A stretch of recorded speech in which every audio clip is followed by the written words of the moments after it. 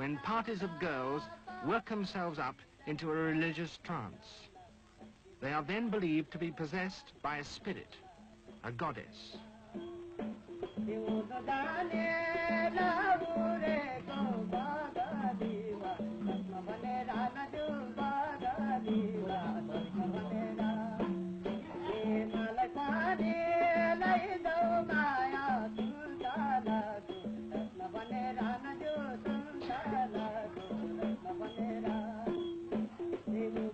In this way, the supernatural becomes part of everyday life, and the gods and goddesses of Nepal make their presence felt in the remotest villages to the simplest of people.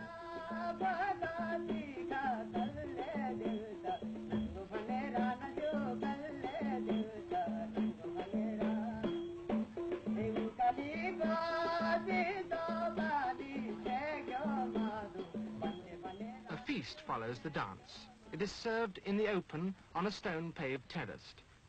Men who have dined for years in a regimental mess, who've tried Chinese food in Hong Kong and drunk wine in Italian restaurants, now sit happily on the floor and enjoy a simple meal of rice and heavily spiced sauce.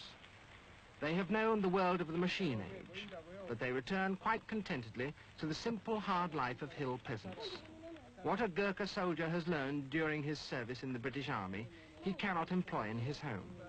He may have been a lorry driver, but in a country without roads or any source of power, his mechanical knowledge is useless.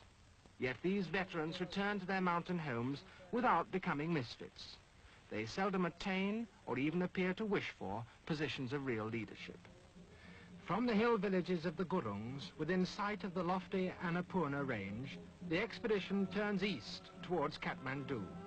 As one approaches Nepal's capital, foot traffic increases. Thousands of porters carrying foodstuffs and live poultry converge on the city. In the late morning, Heimendorf and his party stop to cook a meal which must sustain them until evening. In 3 days' time, they will reach the great town of Kathmandu.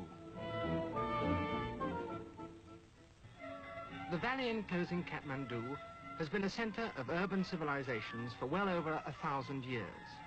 Most of the inhabitants are neighbors, a race of town dwellers utterly different from the rustic hillmen.